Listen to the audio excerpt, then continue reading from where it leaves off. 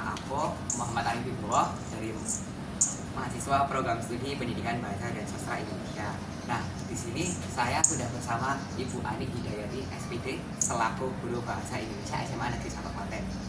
Nah, beliau ini merupakan pendidik di SMA Negeri 1 Klaten dan mengajar di kelas 11 dan 12 ini, Bu. Ya. Selamat siang, Bu. Ya, selamat siang, ya, Bagaimana kabarnya, Bu? Ya, sehat, alhamdulillah. Sehat nomor satu. Ibu, saya ingin mengajukan beberapa pertanyaan, Bu. Nah, yang pertama, saya ingin tahu, Bu Ani itu menjadi guru bahasa Indonesia itu sudah berapa lama sih? Kalau boleh tahu? Boleh deh, ya. SMA 1 itu sejak tahun 1999.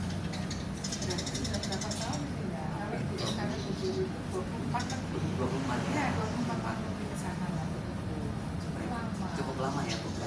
Berarti pengalamannya sudah cukup banyak ya, Bu? Ya, ini sekitar 24 tahun itu macam-macam, dari sejak ada kurikulum apa ya dulu, ada SP, ada KPK, ada terus kurikulum 13, terus masuk ke kurikulum Merdeka, terus ini mau kurikulum Indonesia Raya atau apa ya ini pokoknya. Yang ini bukan kurikulum itu sebetulnya cuma proses aja ya.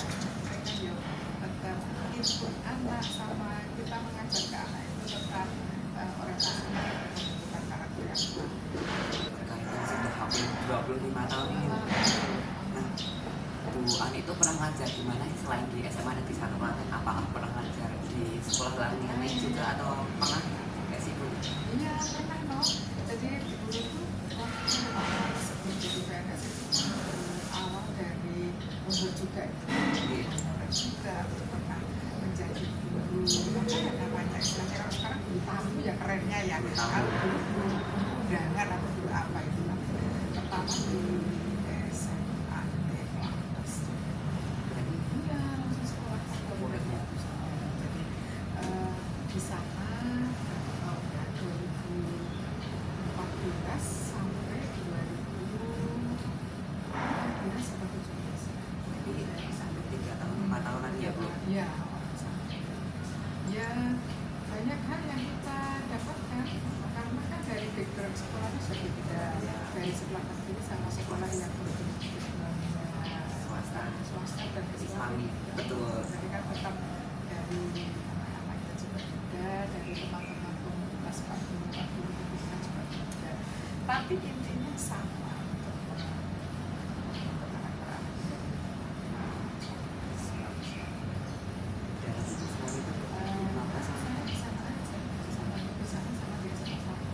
Berarti sangat setia sekali Iya, dengan SMA 1 itu ya, pun Bu? sudah memberikan banyak hal, banyak pengalaman pada guru untuk lebih bisa memperbaiki mungkin dengan apa ya, kalau dengan anak-anak yang berbeda itu kan memberikan masukan ke guru, oh menangani anak sini ini ternyata mungkin penyampaian materinya lebih ini, oh dengan anak yang di sini jadi tetap yes banyak banyak bukan yang saya Masih bermanfaat juga. iya. Nah, buat selain itu Bu, saya mau tanya. Nah, kan Bu Ani ini kan tertarik ke dunia pendidikan ya. Apakah saya boleh tahu awal Bu Ani tertarik pada dunia pendidikan, khususnya Bu Ani dalam guru bahasa Indonesia nih? Ini loh Mas ya. Kalau orang-orang dulu biasa masih kerennya ambil jurusan yang dokter lah yang itu yang saya. Nomor satu motivasi dulu itu adalah saya dari keluarga ini. Terus yang kedua, orang tua saya selalu menanamkan bahwa intinya seseorang itu perempuan sama laki itu walaupun secara fitrah berbeda, tetapi secara apa ya namanya hakikat untuk memanusiakan manusia itu harus kamu mempunyai sesuatu yang bisa diberikan ke masyarakat negara atau bisa atau bisa mengabdikan diri kepada masyarakat. Nah kayak gitu. Jadi terus yang ketiga saya perempuan.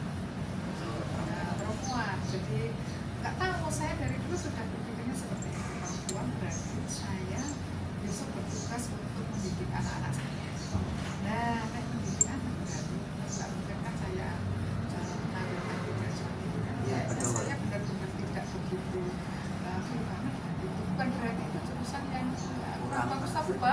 tetap saya sendiri tertarik pas di situ saya karena besok saya harus melihat anak saya tetap belajar dan akan saya belajar biar saya bisa mengelola rumah tangga dengan baik, bisa mengelola rumah tangga baik dan bisa belajar dan juga bisa masyarakat dan bisa dulu itu memang passion saya dari awal. Saya suka dari sini. Dan yang paling menarik apa itu? Nggak tahu ya, bertemu dengan banyak anak-anak itu dengan karakter-karakternya beda, Ya, betul. dengan sifat-sifat yang berbeda, itu kayaknya memberikan kontribusi ke saya untuk tidak cepat tua. Karena Malah ini justru iya, bahagia. karena Karena- bahagia banget, lucu-lucu setiap saat ini yang saya hadapi besok sudah ganti, oh kok udah besok engkau loh wes jam ke-7 jam ke ini sudah beda kelas tuh beda lagi yang di Beda sikapnya sama Jadi perilakunya. sebetulnya guru itu cerdas banget karena apa? Ininya luar biasa nih. Menyesuaikan dengan tadi di 12 di ngono mau nih A7 ngono kuwi terus mau nih A1 ngono dan itu kalau memang jiwa keguruannya jiwa pendidiknya tidak gede itu mungkin bisa apa ya namanya bullying terus bisa males terus bisa tidak itu. Tapi kalau guru enggak itu malah memotivasi saya justru nyata ya Pasti kemudian ya Bu, pasti iya, kan saya justru menyaman di iya, kelas ini. itu lucu ya dan sebagai benar-benar menambah apa ya namanya korelasi, menambah hasanah perkembangan saya untuk secara pribadi nanti mendidik anak saya dan secara umum pun kan macam-macam yang saya pahami itu ternyata benar-benar memberikan pelajaran yang banyak saat kenapa saya sekali jadi guru yang jelas pokoknya pengen ketemu dengan makhluk hidup tidak benda mati. Kalau orang kantor teknik sipil dan sebagainya bendanya mati tuh deh kalau ditangani ya nggak bisa, tapi kalau ketemu dengan yang makhluk hidup bermacam-macam itu memberikan masukan pokoknya saya bahagia sekali Oke Bu, senang sekali kita bertemu dengan makhluk hidup ya Bu Alfian. Nah, ini kan sudah Ibu sampaikan kejelasan Ibu mulai dari sangat suka bertemu makhluk hidup, anak-anak dan sebagainya dan membuat Ibu bisa evaluasi tentang dirinya Ibu sendiri. Nah, saya ingin tahu Bu, pasti kan sebagai pendidikan, terutama kan Bu Ani kan pasti setelah lulus, terutama kan kuliah ya Bu. Nah, itu kan pasti kan masuk ke kelas kan memang kan kalau sudah apa ya namanya kalau sudah lama kan pasti sudah merasa oh sudah bisa mengatasi anak-anak. Nah, saya mau tanya Bu Ani ini pernah merasakan grogi nggak sih pas masuk pertama kali ke dalam kelas? Dan terus bagaimana sih mengatasinya kalau ada? pertama saya diterima di SMA 1 kan di PNS Tama dulu kan masih waktu itu DPT ya dulu kan Iya. siapa sih yang tidak tertarik dengan nama SMA 1 kan tetap semuanya ada rasa ya Allah SMA 1 apalagi waktu dulu masuk itu masih benar-benar intelek banget input masuknya tidak seperti saat ini ya. Jadi kan saya wajar tetap merasa leader terus kedua itu aduh nanti anak-anaknya cerdas ya gimana saya juga mengatasinya ya tetap terus ketika isi pikir nanti juga teman-teman satu komunitas guru di SMA 1 nggak ada lah yang istilahnya tidak takutkan guru di SMA 1 biasanya opini dua kan Iya. tapi ternyata itu ya memang benar ya jadi kualitas bukan berarti sekarang tidak kualitas itu tapi tetap benar-benar dia itu mengeluarkan berbagai kata keras yang sukses orang-orang yang dari awal-awal itu semua buat guru menjadi grogi, disiplin dan sebagainya. Tapi saya juga prinsipnya betul dari kata apa ya namanya nasihat, bukan nasihat, kata bijak dari kedua orang tua saya. Semua orang itu makannya sama, nasi, lauknya harus memenuhi. Tapi kamu harus bisa melihat atau mencuri setelah dia bisa. Kenapa kamu tidak? Itu selalu saya ingatkan dari kedua orang tua saya. Jadi kalau saya setiap saat mengeluh atau apa, pasti ayah saya khususnya itu selalu mengatakan, ya makannya apa nasi teh, kamu makannya apa nasi sama. Kenapa dia bisa membaca? Itu kan bisa dibaca, bisa dipelajari.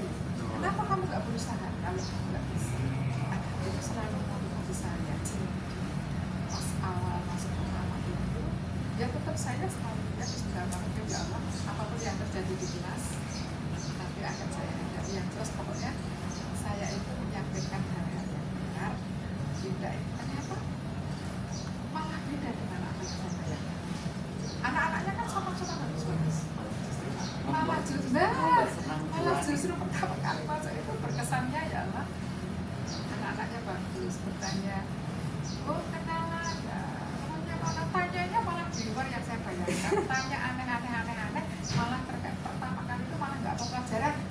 Jadi mau tanyanya macam-macam dari segala itu diketahui waktu itu saya belum menikah, malah ada anak-anak yang pertama kali saya masuk di sini setelah sehari melewati itu dengan tenang dan tidak ada masalah, hari berikutnya semakin enak. Nah jadi jadi kalau kamu suatu saat mengalami insecure dan sebagainya itu hanya opini di hati. Tapi kalau kamu sudah menjalani dan itu selesai, jadi nanti tahap berikutnya kamu akan lebih aman.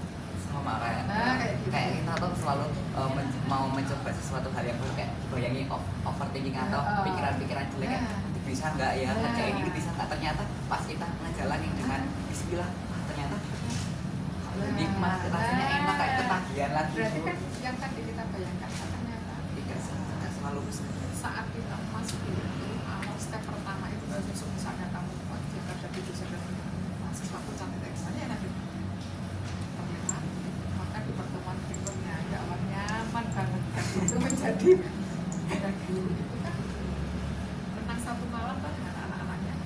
Lah iya, jadi kan menang satu malam aja kita membuka besok materiku apa. Jadi di sini tuh sudah pasang start apa yang akan saya sampaikan besok. Terus nanti trik apa yang bisa mematikan anak, istilahnya mematikan anak itu memancing dia bertanya pada mereka. Nah guru itu menang satu malam di situ, makanya kan keren hasilnya. Oke, sudah paham kan? Sudah tahu. Apa lagi? Pertanyaan selanjutnya nih Bu, apa tantangan terbesar yang Ibu hadapi ketika menjadi guru bahasa Indonesia terutama Bu? Aku sekarang sekarang. Nah sekarang kan terutama kan kita di era industri 4.0 ya Bu, dan pasti kan tantangannya kan banyak guru ya Mas, untuk paham teknologi. Apa tantangan Ibu ketika ini mengajar guru bahasa Indonesia dan interaksi hubungan dengan teknologi seperti itu Bu? Dulu itu tantangannya anak-anaknya kan cerdas, tetapi kan akhirnya kalau dulu justru di kelas aja nggak begitu kita masih menyampaikan materi aja secara tradisional. Dan tantangan itu waktu itu saya harus mampu semuanya, karena kan sesuai dengan kurikulum yang dulu kan harus menerangkan banyak hal supaya anak-anak jelas. Tantangannya di situ saya harus optimal benar-benar menguasai materi. Nah sekarang kalau kita lihat sekarang saat ini tantangannya lebih gede dan lebih benar-benar.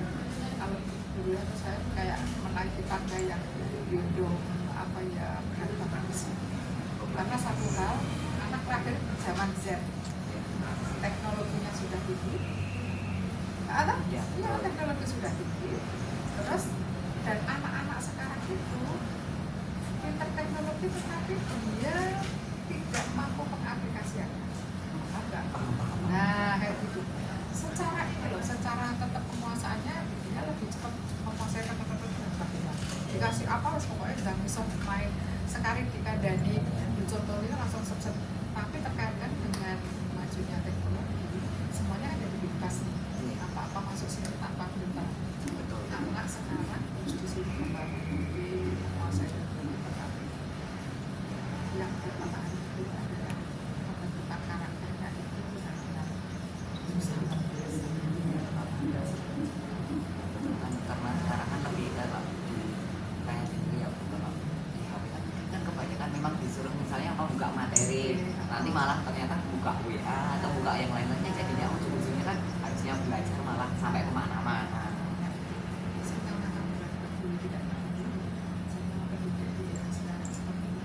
Secara teknologi SOP saya suka sekali, semua mempermudah ya, tinggal cerita-cerita dan sebagainya. Dan apalagi di NSA kan sekarang kepala sekolah itu sudah menyediakan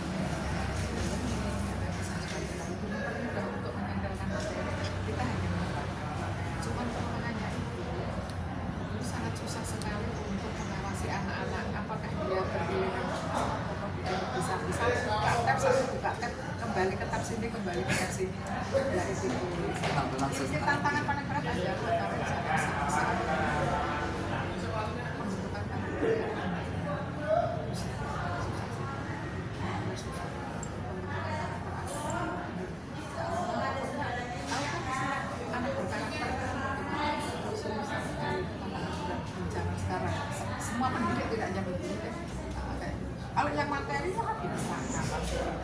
misalnya apa ya namanya pemenuhan secara finansial atau apa gitu ya gampang itu tidak usah.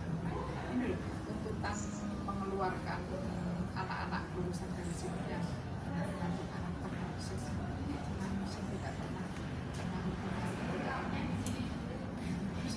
Sekarang tuh susah banget. iya Mungkin ini tantangan yang bisa kita carikan solusi, terutama untuk mahasiswa juga Bu, untuk mencarikan membantu pengabdian masyarakat juga, untuk membantu bagaimana sih kita menerapkan ya, membantu para guru untuk penguatan karakter itu bisa betul-betul anak benar-benar lahirnya Z, dia mampu dengan IT yang bagus, tapi dia juga tahu penerapannya kapan saya menggunakan ini dan kapan saya tidak boleh menyentuh ini gitu loh. Itu yang susah sih menerke ngono kuwi kayak gitu tenang nanti makanya hanya saat ini sabar kalau berdoa aja. paling juga bisa ditegur pelan-pelan. Itu pelan-pelan ya. Nanti sesuk apa-apa menekuk ya. Ya seperti itu. Kamu lihat setiap acara itu ada apa? Ada yang tidak memandang. Setiap kegiatan acara, setiap pelaksanaan tes selalu rahasia.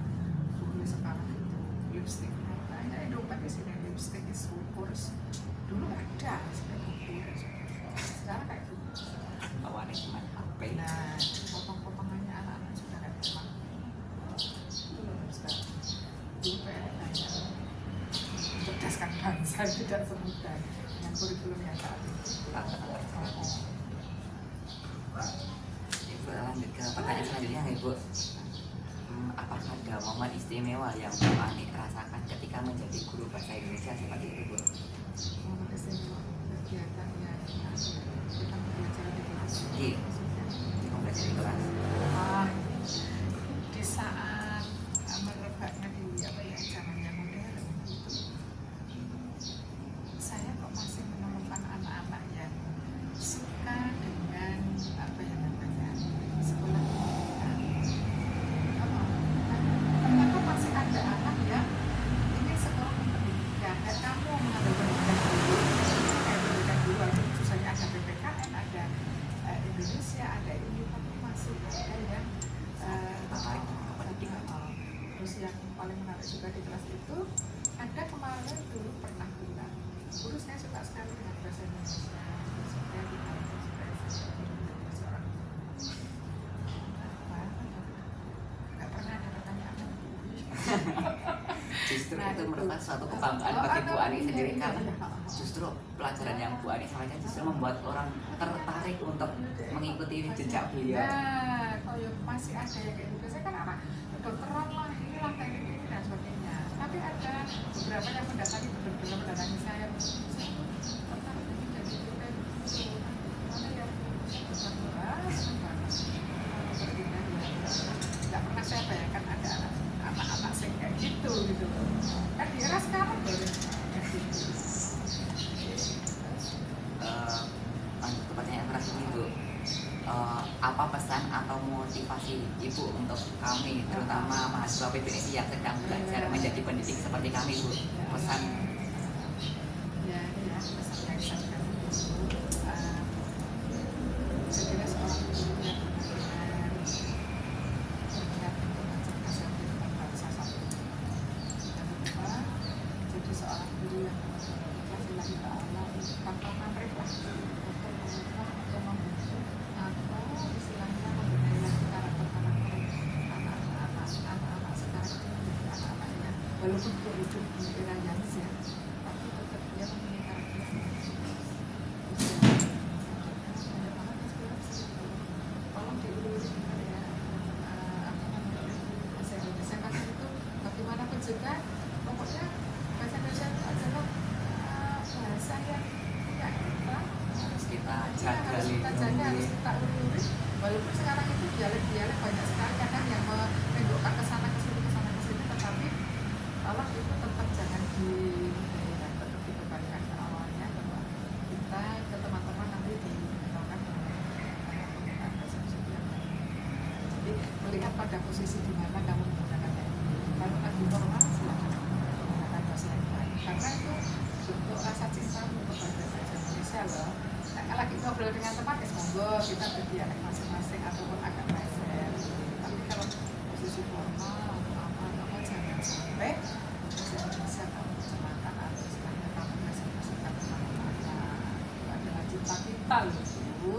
Kita Ya, terus semangat untuk anak-anak muda sekarang ya yang sudah mau mengambil pendidikan khususnya bahasa Indonesia ya luar biasa. Bahasa Indonesia, PPKN sama agama itu aset Indonesia, aset kita, aset yang dari kapanpun ini tidak akan pernah berubah.